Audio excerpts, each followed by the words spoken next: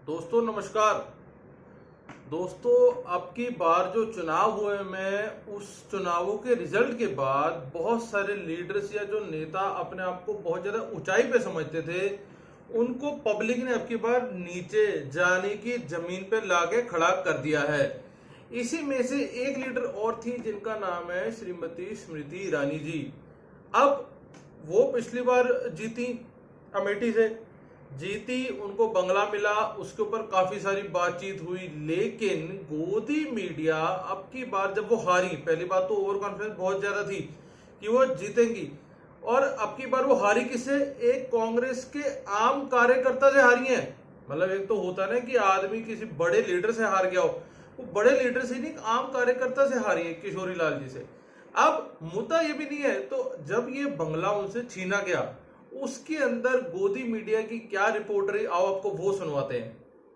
स्मृति जी, नया मकान लेकिन सीट वही, नया मकान कांग्रेस परेशान, वो आपको हरा देंगे इस बार। आप 4 जून को देख लीजिएगा। तो बेटी से स्मृति ईरानी की हार हुई है। अब चाहती थी कि राहुल जी लड़े चुनाव यहाँ से। कभी भी ऐसा नहीं हुआ कि चुनाव लड़ने से पहले ही चुनाव हारने की घोषणा हो जाए। कोई उनका ऐसा जुझारू नेता उनको नहीं मिला जो अमेठी से चुनाव लड़ ले। ये हार उन्हें कांग्रेस पार्टी के एक कार्यकर्ता किशोरी लाल शर्मा से उनको इतनी बड़ी हार मिली है।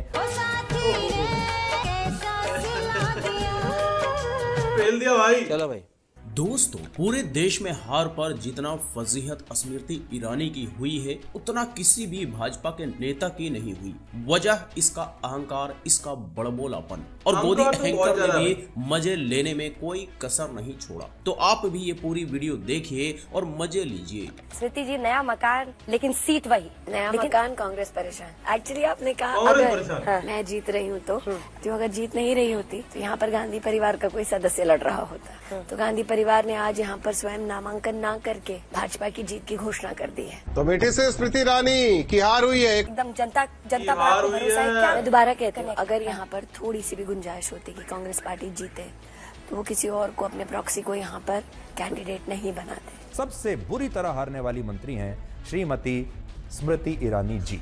प्रॉक्सी आपने कहा, तो मेरा अगला प्रश्न वही है कि क्या केएल शर्मा प्रॉक्सी, क्या आपकी लड़ाई सीधे मान रहे लोग, बहुत लोग कह रहे हैं कि प्रियंका गांधी से आपकी लड़ाई है, वो बिहाइंड द सीन्स वो मैनेज कर रहे हैं। देखिए, जो लोग काफी मोहित हैं उनसे, उनको बड़ी मुझे लगता है थोड़ा सा राजनीतिक इतिहास उत्तर प्रदेश का बतला दूं। 2022 के विधानसभा के चुनाव की पूरी जिम्मेदारी और नेतृत्व श्रीमती वाड्रा का था। तब विशेषता वो चाह रही थी कि अमेठी लोकसभा क्षेत्र में कांग्रेस दर्ज करे। हाँ जी, तो नया मकान कांग्रेस परेशान, लेकिन हारने के बाद इसका बंगला भी छीन गया। तो अब तो समझ में आ ही गया होगा कि कौन परेशान है। बड़े बुजुर्ग हमेशा कहा करते हैं कि कॉन्फिडेंस तो अच्छी बात है, लेकिन ओवर कॉन्फिडेंस बहुत खतरनाक होता है, अच्छे अच्छों को ले डूबता है। और ऐसा ही कुछ स्मृति ईरानी के ओवर कॉन्फिडेंस के साथ हुआ। देखिए, हार जीत तो राजनीति का हिस्सा है, लेकिन केएल शर्मा को प्रॉक्सी बताना इसे बहुत महंगा पड़ गया। और वही प्रॉक्सी ने इसे अमेठी से निकाला ही, मंत्रालय से भी निकाला और बंगला भी छीन लिया।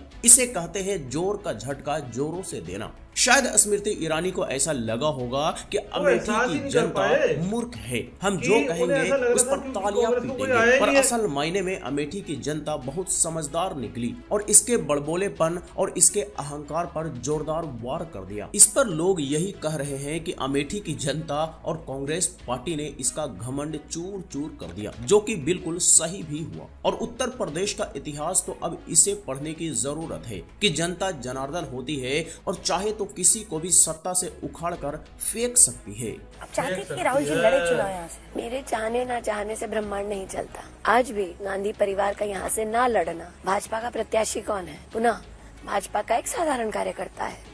तो पूरे परिवार में जो कांग्रेस पार्टी का मुख्य केंद्र बिंदु है, उसमें एक व्यक्ति ऐसा नहीं मिला, अथवा कोई उनका ऐसा जुझारू नेता उनको नहीं मिला जो अमेठी से चुनाव लड़ ले। ये हार उन्हें राहुल गांधी से नहीं मिली है, ये हार उन्हें कांग्रेस पार्टी के एक कार्यकर्ता किशोरी लाल शर्मा से उनको इतनी बड़ी हार मिली है। तो मेरा ये मानना है कि आज इस भूमि से 2 इतिहास रचे गए। एक, कभी भी ऐसा नहीं हुआ कि चुनाव लड़ने से पहले ही चुनाव हारने की घोषणा हो जाए।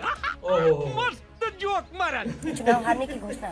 बिल्कुल, जैसे कि मैंने कहा, जीत की अगर थोड़ी सी भी गुंजाइश होती तो ये सीट नहीं छोड़ती। कि इन नेताओं को ये भी समझना चाहिए कि सत्ता स्थायी नहीं होती, इसलिए इन नेताओं को अपनी विनम्रता कभी भी नहीं छोड़नी चाहिए। तो जी गांधी परिवार का अमेठी से न लड़ना, किसी जुझारू नेता का न लड़ना भाजपा की जीत है। आखिर ऐसे विचार आते कहां से हैं? एक मिनट के लिए सोच लीजिए कि अगर गांधी परिवार का कोई एक नेता भी अमेठी से लड़ लेता तो इसकी जमानत जब्त हो जाती। और इस बारे में सुधीर चौधरी भी बिल्कुल ठीक कह रहा है कि राहुल गांधी से हारते तो ठीक था, लेकिन कांग्रेस के एक मामूली कार्यकर्ता से बुरी तरह हार गई, लाखों वोटों से हार गई। तो ये तो बहुत शर्मनाक है और इसी वजह से पूरा देश में इसकी फजीहत हो रही है। और बिल्कुल स्मृति ईरानी ने सही कहा कि दो इतिहास रचे गए और सच में रचा भी गया। नंबर 1, कांग्रेस के एक कार्यकर्ता ने इसे बुरी तरह हरा दिया। नंबर 2, जनता और कांग्रेस पार्टी ने इसका सारा घमंड चूर चूर कर दिया। आगे देखिए 400 पार पर इसका मुंगेरी लाल के हसीन सपने जो कभी पूरे होते नहीं और हुआ भी नहीं। 400 अभी भी व्यवहारिक लग रहा है। लोग कह रहे हैं फर्स्ट और सेकंड फेज में वोटर में उदासीनता है, वो कोई लहर नहीं है। मैं बताऊं मोदी मैजिक क्या है? जीतने के लिए 272 ही चाहिए। इन सबका फोकस 400 पे है। क्यों? क्योंकि नरेंद्र मोदी ने वो लकीर खींची है। कुछ भी मजा आया। और मैं ये जो मजा है हिंदुस्तान के हर व्यक्ति को देना चाहता हूं। भाई 272 ही ले आते किसी तरीके, 400 पार तो बड़ी दूर की बात है। तो इसी तरीके की वीडियोस आपके लिए और आती रहेंगी। और ये जो गोदी मीडिया है किस तरीके से इन लोगों को चला रहा है, इसे देखने का एक अलग मजा है। तो बाकी मिलते हैं किसी अगली वीडियो में।